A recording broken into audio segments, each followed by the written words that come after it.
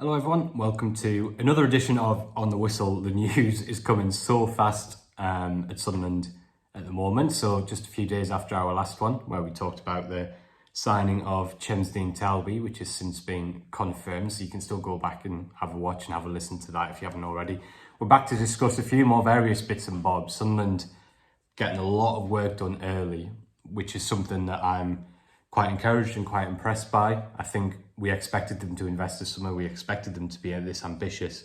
I didn't think we'd be in a scenario where a big chunk of the club's sort of transfer business would be done by the time that the sort of pre-season programme started. I have to say, I see this as a huge positive. I think if you go back and look at Sunderland over the last couple of seasons, so many of the signings that haven't quite worked out, a big part of it has been because they've come later in the season, they've been behind on the match fitness, they haven't had a huge amount of time to settle into the group before the season starts.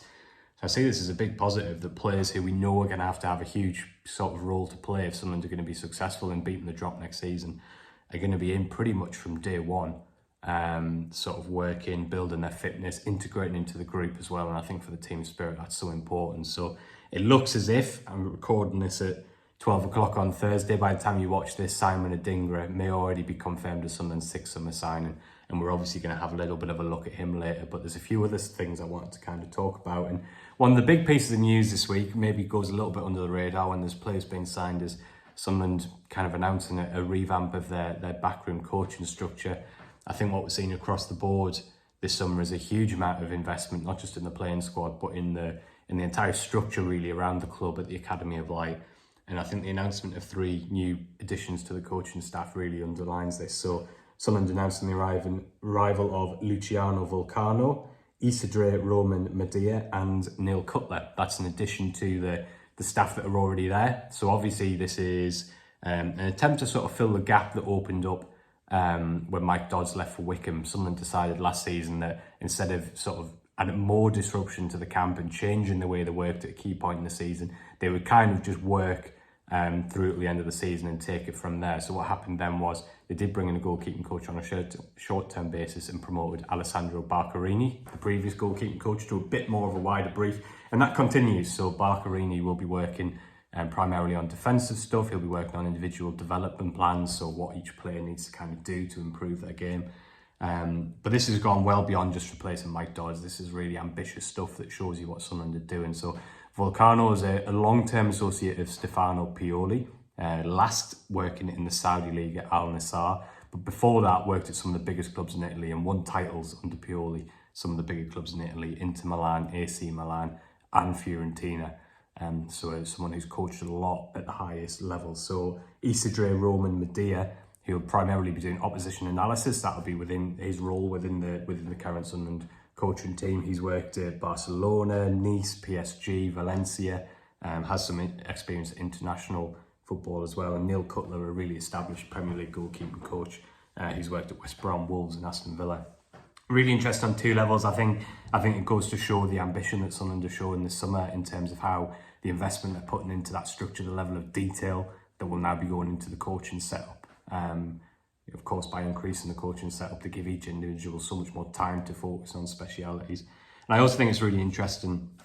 I think it tells you a lot about Régis Lebris and the way he operates, that consistently he opts not to work with people who he's worked with in the past in terms of his coaching background. Really open-minded in terms of wanting to bring in different perspectives, people who will challenge his ideas. Of course, there'll be sort of fundamentals about the way the team trains, the way the team sets up for games. But I think it just tells you a lot about Lebris, that he's really open to bringing in people from different cultures, different backgrounds, different football and identities, more interested in what people can offer than whether he necessarily knows them or what he knows of from them from the past. So I think it's something that's probably gone under the radar a little bit this week, but it's something I wanted to talk about because I think it kind of shows the way that Sunderland are going on to another level. Yeah, of course, let's talk about some transfers. So Simon Adingra, initial fee of about 18.5 million, potentially another couple of million in add-ons, set to join from Brighton. As I say, may well be announced by the time you watch this. This is a really exciting deal from a Sunderland perspective because this is a player they've admired for a long time. So when Brighton bid for Tommy Watson in January, Sunderland's response was that they were potentially open to a sale but they didn't want to lose Watson without a replacement. As you may remember, of course, there were some injury concerns around Romain Mundle at that time. And one of their solutions was to try and bring Adingra in, a player that they really, really like. And so a few months forward, to be able to capture him on a permanent deal, I think is really exciting and a big signal of how far the club has come in a short space of time. Now, I've watched a lot of Adingra's clips over the last day or so, done some analysis on him. To be honest, I don't need to tell you too much about him. Just picture Sunderland's left wingers over the last couple of years and you're pretty much there. It's exactly what you would expect. Primarily a really, really explosive player, loves to dribble, loves to cut inside off the left flank, loves to get a shot away, loves to take players on. We know, we've talked about it already in terms of the squad that Sunderland are building next season. Players who are good in transition, players who have real physical strengths, who can carry the ball a long way and make something special happen in the final third. Adingra is that player to a T. Now, he does also, as most of Sunderland signings do, bring a bit of flexibility. He has played a reasonable amount off the right wing in his career, but very much primarily a left winger. And I think he's very much in the sort of tradition of Romain Mundle, Jack Clark. That is absolutely the kind of player that Sunderland are recruiting here. Now, looking at his stats, this kind of bears it out. So last season, I think it's fair to say, wasn't a great season for Adingra in terms of his career so far. But even then, his stats were still really impressive, going off FBref here. Still in the top 25% of attacking midfielders and wingers in the entire Premier League for the number of shots he was taking per 90 minutes. And if we go back to the previous season, which was a really, really impressive season for him under Roberto De Zerbi, where he kind of made his breakthrough at Brighton, played a lot of minutes, really, really impressed. Take a look at these stats from the 2023-24 Europa League, and I think they tell you a lot about Adingra as a player, really dynamic, a really attacking threat.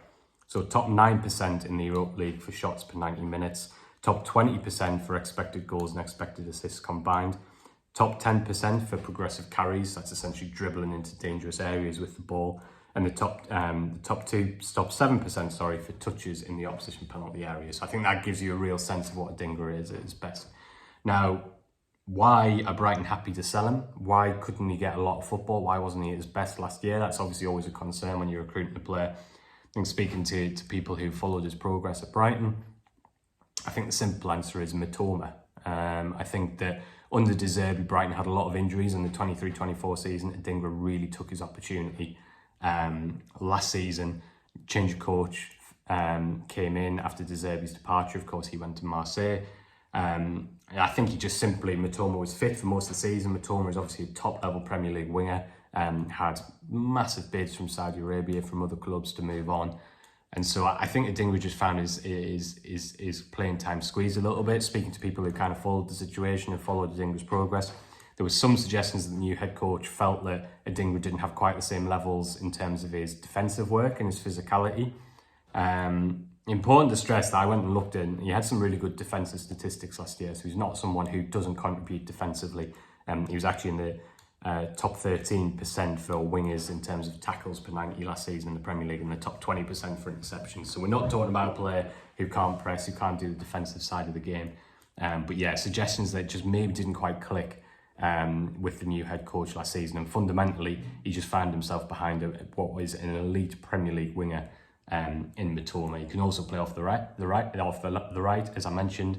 But you may remember, of course, that Brighton signed Yakuba Minte from Newcastle United, and he, was a more natural right winger and was tended to be preferred. So my feeling is that Sunderland fans shouldn't be too concerned about the fact that Adingra didn't play as much last season and didn't quite find his form. I think the fact that he's coming in early and he'll have a full pre-season is a big boost for Sunderland, and hopefully will help him recapture his best that he showed in that 23-24 season when he looked like a really good Premier League winger.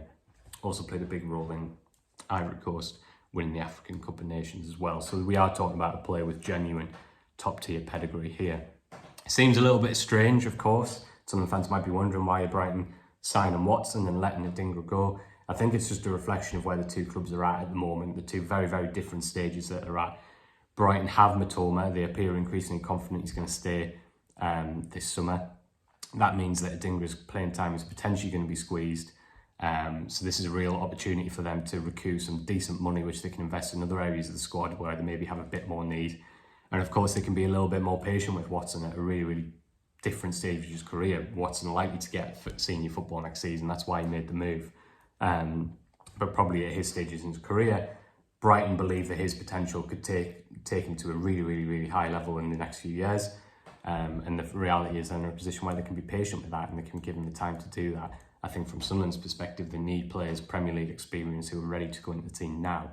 Adingra might not be able to fight his way past Matoma at Brighton, but I think he's clearly a player of Premier League pedigree. And even the Brighton head coach, who didn't pick him as much last year, made clear that he felt he was a Premier League standard player week in, week out. It was just, as I say, the other individuals in the squad who were maybe slightly ahead of him. So it is a little bit odd one in terms of these players swapping and what have you, but I do think this is an exciting signing for Sunderland, and I think it's good to add some genuine Premier League experience to the squad. Adingra knows what it's all about. He should have a decent chance of hitting the ground running. So to finish the video, I just wanted to have a little think about this. It'll obviously be Sunderland's sixth signing. A lot of the work that they're doing in the transfer market kind of already done really before the pre-season programme starts, and just thinking about where it's going to head next. A lot of talk about Jordan Henderson, who of course has announced this morning that he's leaving Ajax. We'll have to wait and see how that one develops, but the sort of the word behind the scenes at Sunderland all summer has been pretty consistent that Henderson hasn't been a target. And that is very much still the music at the moment, that Henderson isn't a target. So at this stage, I'd be highly surprised to see Henderson sign. Of course, we'll sort of wait and see. Football things can change very quickly, so we'll keep a close eye on that. I think it's clear that Sunderland are looking for a goalkeeper. Obviously, they tried to sign Marsan Bulka, who has instead gone to Saudi Arabia to join Neom. Unfortunately, it looks increasingly likely that Jordan Petrovic will go to Bournemouth. I think that was one where, although Sunderland were clearly interested, even from very early stages, my sources were kind of saying that they understood that there was a huge amount of competition for a player who's played in the Premier League, had a really good season with Strasbourg last year. Unfortunately, that has proved to be the case. So I think if we're thinking about the strategy that it was clear Sunderland were going to go down this season, was to invest proactively and early in players who they felt could immediately improve the team. I think we're still a couple of signings away from making that a reality. Certainly a goalkeeper, I think, looks like it's going to be one of those. It's clear that they need another centre-back. I think that's absolutely obvious. I think Dan Ballard and Luke O'Nien will both get the chance to step up, but I think Sunderland need to add to that group, and I wouldn't be surprised if we see them invest a decent chunk of money on that. Clearly, we can see as well from the players that Sunderland have been linked with that they're looking in the striker market, although that one's going to be an interesting one to watch, because I think they will trust Isidora Mayenda to perform up front in the Premier League next season, but it's clearly an area where they're looking to invest. I've seen a lot of chat about sort of the finances of all these deals and how Sunderland are approaching things, maybe from a neutral perspective as well, a little bit surprised, a little bit sort of critical about the money that's being spent on certain players. I think it's really important to stress from a Sunderland point of view that their position is an unusual one coming up to the Premier League compared to most teams who have benefited from parachute payments, and also because Sunderland have done so without relying on a huge amount of owner funding.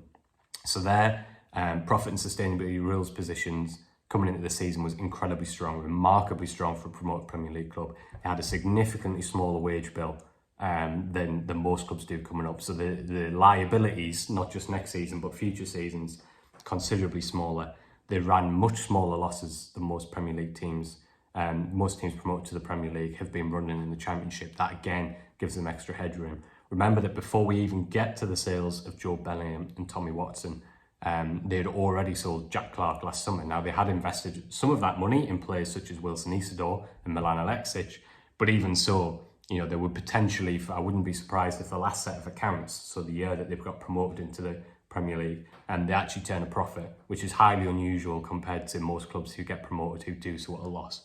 So I think it's really important to say that Sunderland, through need and the position they were in, had to invest significantly. They needed to bring their squad up to Premier League level. They needed to invest in top-tier experienced players. And they also had the luxury, because of the way they did things, that they could be really aggressive really early, because their financial position, especially in relation to profit and sustainability rules, was really, really strong. Now, obviously, a big part of this is making sure that Sunderland don't saddle themselves with contracts and do deals that can damage them in future years.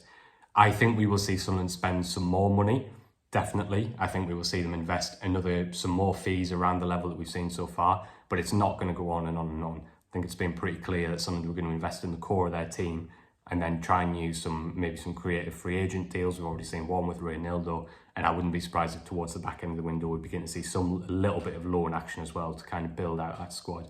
So I think it's really important to keep this in perspective. Sunderland aren't going to keep buying players for huge fees all summer long.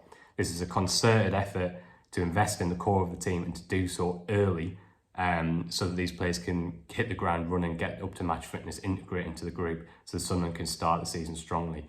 Sunderland are in a luxurious position through their own work, their financial caution in the last few years, to be able to go and do that, to move early, to pay a premium for players, and to try and get their squad built. It will slow down towards the end of the summer. I think that is absolutely inevitable, but it's really important to keep the spend in perspective. So far, once Adingra goes through, we think the spend will be around the 8 million mark. Remember that Joe Bellingham's already been sold for 30 million, Tommy Watson for around 10 million. When you think about the financial sort of riches of the Premier League, the TV money, even before you bring in extra sponsorship, extra ticket money, you begin to see that this isn't a wild overspend from Sunderland. This is targeted investment. It's not to say it'll work out, we don't know that, but yeah, I think it's really important to keep that in perspective. So there we go. I've spoken for a while, so I think I'm going to call this video to an end for now. Hopefully that brings you up to speed with a few things and some interesting stuff discussed. We will be back in some capacity. Obviously, Sunderland start pre-season at Gateshead and South Shields on Saturday. We will definitely have some sort of on the whistle content after that. Exactly what shape that takes, I'm not sure yet. But yeah, as ever, thanks for watching and speak to you soon.